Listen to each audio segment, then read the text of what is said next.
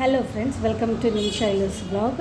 ನಾವು ವೆಕೇಷನಿಗೆ ಇಂಡಿಯಾಗೆ ಬಂದಿದ್ದೀವಿ. ಇಂಡಿಯಾದಲ್ಲಿ ಚಿಕ್ಕಮಂಗ್ಳೂರಿಗೆ ಬಂದಿದ್ದೀವಿ, ಕರ್ನಾಟಕದಲ್ಲಿರೋವಂಥ ಚಿಕ್ಕಮಂಗ್ಳೂರಿಗೆ. ಸೊ ಇದೇ ನಮ್ಮ ತಾಯಿ ಮನೆ.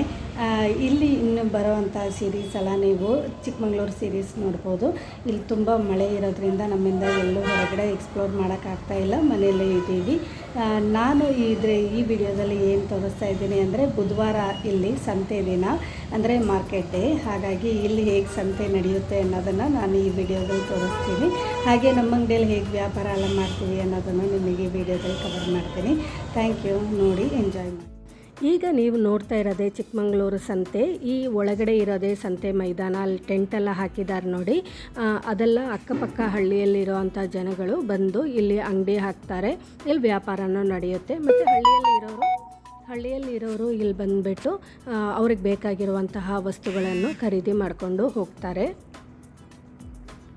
ನನಗೆ ಈ ಸಂತೆ ಮೈದಾನದಲ್ಲಿ ತುಂಬ ಚೈಲ್ಡ್ಹುಡ್ ಮೆಮೊರೀಸ್ ಇದೆ. ಇದು ಸಂತೆ ದಿನ ಮಾತ್ರ ಇಲ್ಲಿ ಫುಲ್ ಅಂಗಡಿ ಹಾಕ್ತಾರೆ, ಬೇರೆ ದಿನಗಳಲ್ಲೆಲ್ಲ ಇದು ಖಾಲಿನೇ ಇರುತ್ತೆ.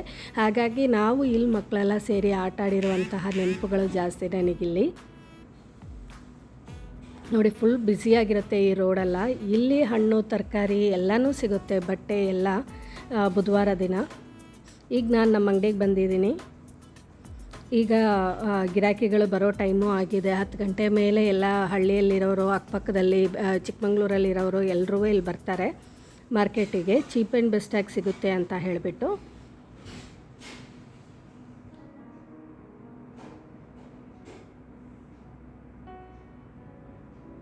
ನೋಡಿ, ಈ ಸತಿ ಅಂತೂ ಸಿಕ್ಕಾಪಟ್ಟೆ ಮಳೆ ಇದೆ.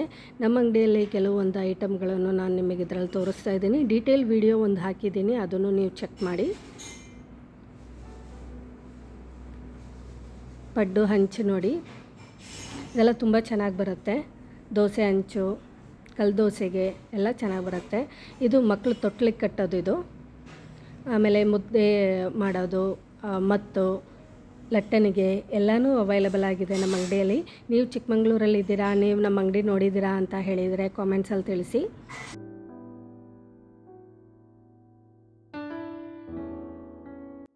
ನಾನು ನನ್ನ ಚೈಲ್ಡ್ಹುಡ್ ಡೇಸಲ್ಲೆಲ್ಲ ಜಾಸ್ತಿ ನಾನು ಅಂಗಡಿಯಲ್ಲೇ ಕೂತ್ಕೊಂಡಿರ್ತಿದ್ದೆ. ಗಿರಾಕಿಗಳನ್ನು ನೋಡೋದು, ಅವ್ರಿಗೆ ಏನೇನು ಬೇಕೋ ಎಲ್ಲ ತೆಕ್ಕೊಡೋದು, ಈ ರೀತಿ ಎಲ್ಲ ಕೆಲಸನೂ ನಾನು ಮಾಡ್ತಾಯಿದ್ದೆ. ಓಕೆ ಫ್ರೆಂಡ್ಸ್, ನಿಮಗೆ ಈ ವಿಡಿಯೋ ಇಷ್ಟ ಆಗಿದೆ ಅಂದ್ಕೊಳ್ತೀನಿ. ನೀವು ಚಿಕ್ಕಮಂಗ್ಳೂರು ಸಂತೆ ನೋಡಿದ್ದೀರಾ ಅಂತ ಕಮೆಂಟ್ಸಲ್ಲಿ ತಿಳಿಸಿ. Thank you. ಬಾಯ್.